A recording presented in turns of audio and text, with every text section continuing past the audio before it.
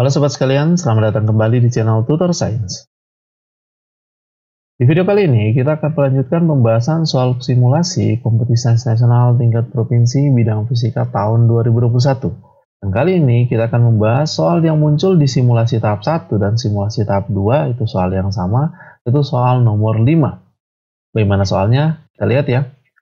Sebuah silinder dengan massa M dan jari-jari R berada dalam keadaan diam, ditopang oleh sebuah balok seperti pada gambar. Kemudian balok bergeser menjauhi silinder dengan laju konstan V. Asumsikan bahwa pada awalnya balok berada sangat dekat dengan dinding dan abaikan gesekan antara silinder dengan dinding dan dengan balok. Pertanyaannya, A. Tentukan syarat agar silinder tetap kontak dengan dinding ketika jarak antara titik A dan B adalah R akar 2. Pertanyaan B. Tentukan gaya yang diberikan dinding kepada silinder ketika jarak antara titik A dan B adalah R akar 2. Kita gambarkan kejadiannya ya. Jadi, ketika misalkan balok bergerak ke kiri, maka silinder akan bergerak turun. Hal ini menyebabkan titik kontak antara balok dengan silinder, yaitu titik A, pun akan berubah posisinya. Tapi tidak demikian dengan titik B, di mana titik B ini tetap diam pada tempatnya ya. Sehingga pusat massa dari silinder terhadap titik B ini akan tetap sama jaraknya, yaitu R, dan terhadap titik B, pusat massa silinder ini akan menempuh lintasan melingkar. Nah, karena gerakannya dia melingkar, maka kita bisa membuat persamaan gaya sentripetal dari silinder terhadap titik B. Jaraknya terhadap titik B itu sama dengan jari-jari dari silinder, yaitu R. Dan kita lihat ya, bahwa silinder memiliki mg dan memiliki gaya normal atau gaya kontak atau gaya yang diberikan oleh dinding terhadap silinder, yaitu N. Nah, ini akan terjadi pada sudut tertentu. Misalkan di sini sudut theta.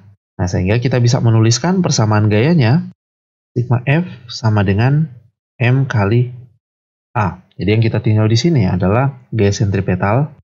Dan ingat ya, bahwa untuk gaya sentripetal itu dia sama dengan M kali kecepatan pangkat 2 per jari-jarinya.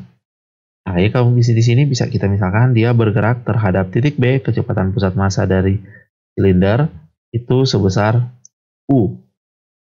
Bisa dituliskan di sini MU kuadrat per R. Nah, untuk gaya-gayanya kita lihat yang mengarah ke pusat itu ini ada proyeksinya mg terhadap pusat rotasinya. Jadi di sini ada mg cos theta.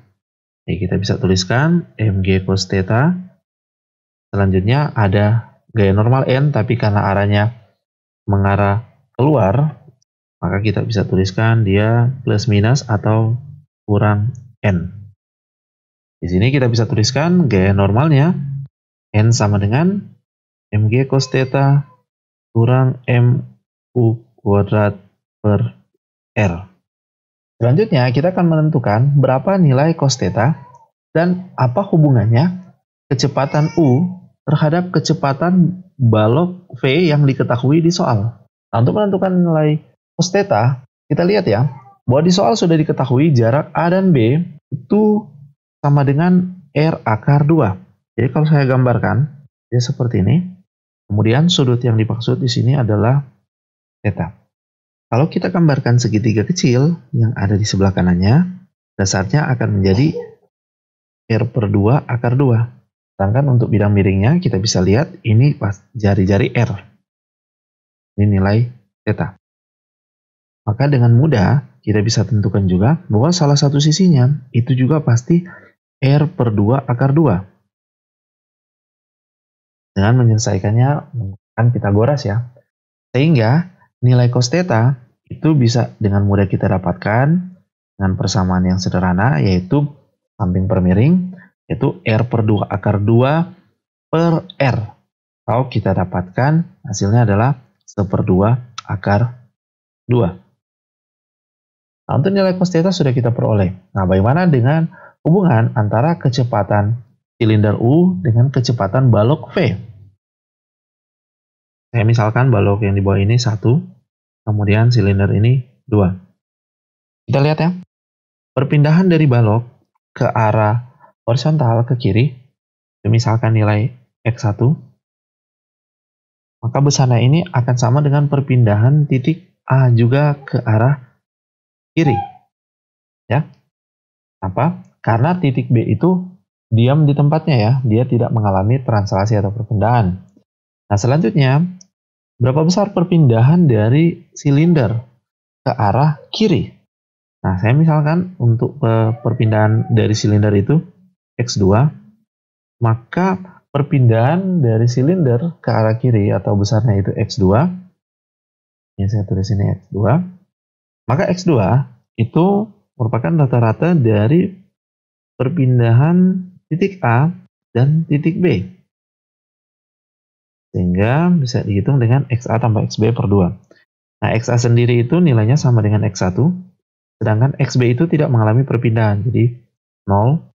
Maka kita dapatkan X2 itu sama dengan X1 per 2.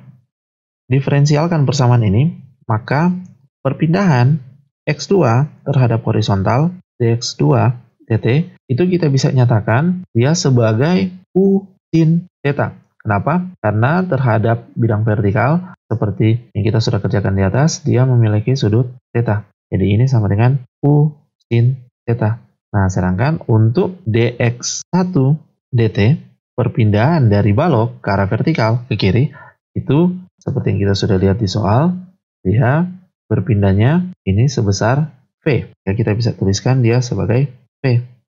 Nah, persamaan X2 sama dengan X1 per 2, kalau kita tuliskan diferensialnya DDT dari X2 itu akan sama dengan 1/2 dari DDT dari X1. Sehingga kita bisa tuliskan U sin theta itu sama dengan 1/2 dari V. Untuk nilai sin theta-nya bisa kita lihat di segitiga di atas ya. Dari segitiga ini kita bisa lihat bahwa nilai sin theta pun nilainya adalah 1/2 akar 2. Yaitu depan per miring. Jadi R per 2 akar 2 per R. Jadi kita dapatkan di sini nilainya adalah 1/2 akar 2 pula. Ini sebenarnya dengan mudah ya kita bisa dapatkan bahwa nilai theta itu 45 derajat ya.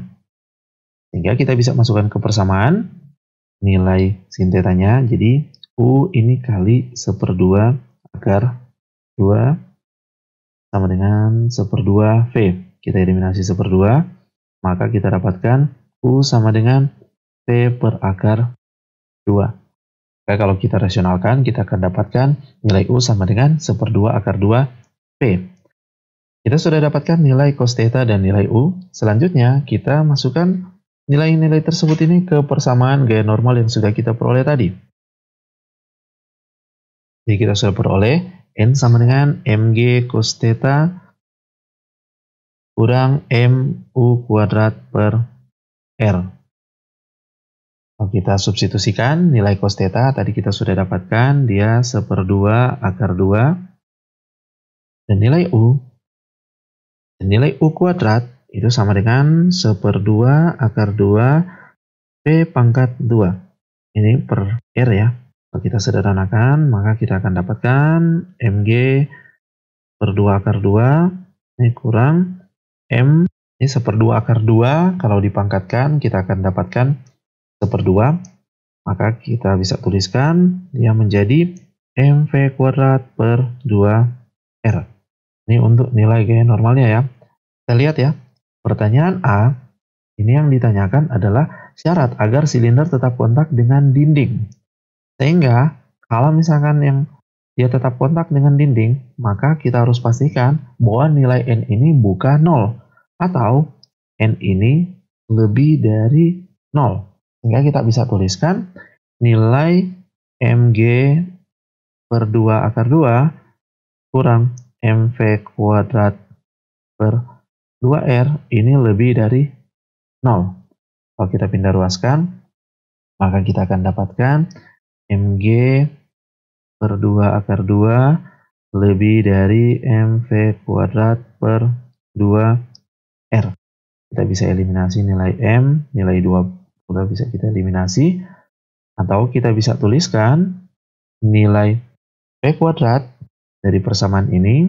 Kita akan dapatkan V kuadrat itu lebih kecil dari GR akar 2. Atau kalau kita sederhanakan, kita akan dapatkan syarat agar kondisi ini terjadi, yaitu ketika V kurang dari akar dari GR akar 2. Inilah syarat agar silinder tetap berkontakan dengan dinding. Selanjutnya, untuk pertanyaan B, tentukan gaya yang diberikan dinding kepada silinder ketika jarak titik A dan B adalah R akar 2. Nah, untuk jawaban pertanyaan B, itu adalah nilai N. Jadi untuk B, nilai agar dia tetap berkontakan yaitu besarnya gaya kontak. Atau N sama dengan kita peroleh tadi ya, yaitu mg akar 2 per 2 kurang mv kuadrat per 2R.